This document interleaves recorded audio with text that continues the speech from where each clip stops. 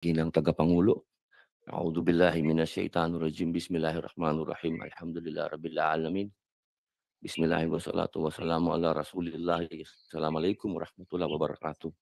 Ah, Isang magandang umaga po sa inyong lahat. Lalong-lalo na po sa ating ginang na tagapangulo. Ah,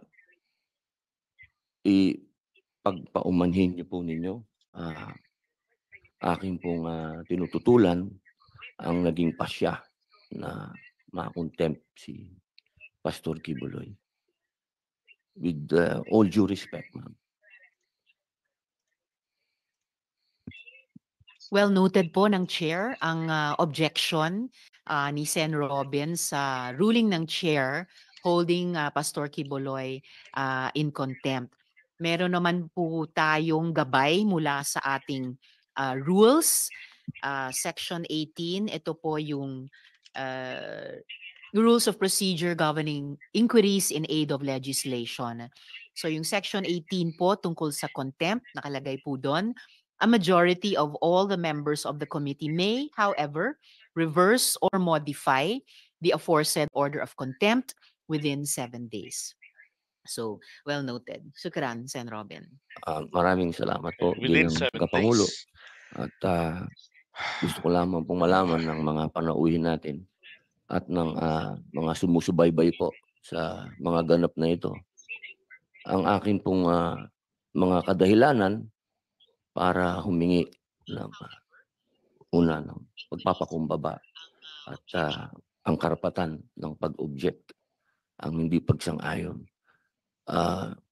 Napag-usapan po namin ito ng mahal na senadora na aking pong ginagalang, sinasaluduhan at palagi ang nagpupugay sa kanyang mga ipinaglalaban. Ako po ay nagpapasalamat muli sa inyo, mahal na ginang tagapangulo, sa pagtanggap po ng aking objection. Maraming salamat po. At sa 7 araw po. May 7 araw po ang majority Ilan of the po ang members of the committee majority? opo, Opo.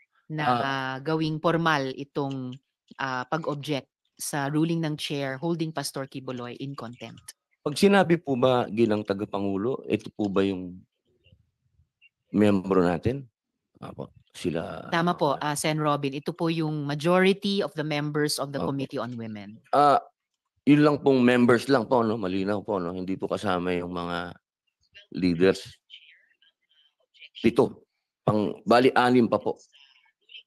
Ang nakalagay po sa Section 18, contempt, ay a majority of all the members of the committee. Okay po.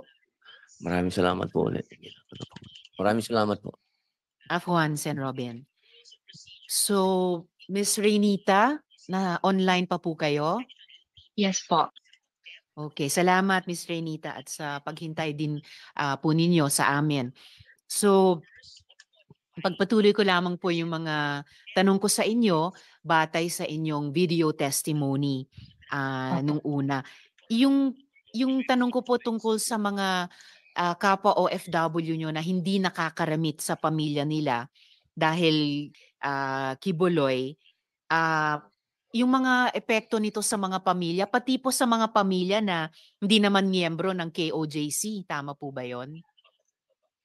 Opo, yun pong pag nag-worker ka po, tapos yung family mo is non-member, it really reflects niya, yung relationship talaga ay nasisira po. Kasi yung inaasahan na nagtatrabaho dito, na Ni Miss dapat Reynita, magpadala, yung po, hindi na po nakakapagpadala. So, mangyari po, hindi diferensya yung mga Bumira na ng relationships layas si between the Robin. family. But to us, parang hindi namin po yun inaano na it's a malis na big rin yung deal. abogado Kasi niya. spiritually, yun ang turo sa amin ni Pastor, na your real family is not your biological. It's your kingdom family that you really have to focus on. Kasi later on, you will be rewarded as a faithful